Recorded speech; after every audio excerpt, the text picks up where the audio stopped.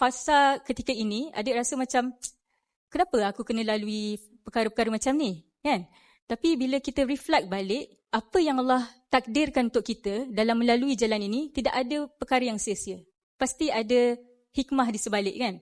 Masa akak semester yang kelima, bila arwah ayah akak ditakdirkan sakit kanser, stage yang keempat, akak ada cakap lah dengan kawan akak yang akak nak berhenti. Tanpa pengetahuan akak, dia bagi tahu satu batch. Diorang collect duit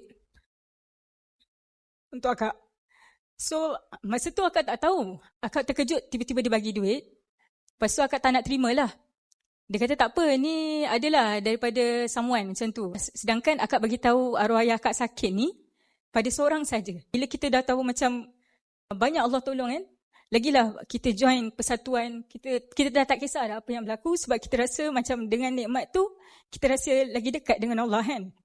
Sekali lagi semester terakhir, akak dapat mesej anda bakal gugur taraf. Masa tu akak ambil pendekatan untuk tidak bagi tahu sesiapa pun. Tapi akak terus pergi ke surau, akak doa.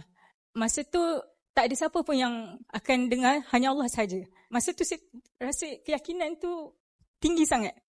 Dan bila akak balik ke akak punya kelas, ada seorang junior ni. Sebelum daripada akak pergi surau tadi, dia memang nak jumpa akak, dia nak pinjam nota. Lepas akak kembali daripada surau tu, dia, Kak, sebenarnya saya memang nak jumpa akak untuk dapatkan nota, tapi saya nak sampaikan ini, duit.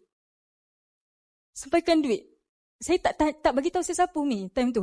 Akak tak bagi tahu sesiapa yang masa tu akak antara pelajar yang gugur taraf. Tapi Allah memang tunaikan akak punya doa tu ketika itu juga. Melalui adik junior akak tu. Kan? Lepas tu akak cakap lah, ni daripada siapa pula ni? Daripada siapa tu tak perlu tahu. Tapi akak gunalah untuk akak punya persatuan ni. Sebab dia orang tahu yang akak terlibat dengan budak-budak cokit apa semua, kan. Ataupun akak guna untuk diri akak. Sebab kami tahu yang setiap kali pelajar gugur taraf tu, nama akan diletakkan di papan kenyataan, kan. So masa tu akak rasa miracle lah. Tetapi agama ni, dia bukan hanya keajaiban. Kita kena yakin. Yakin yang pasti Allah akan tunaikan segala permintaan kita tanpa jalan yang kita sangka.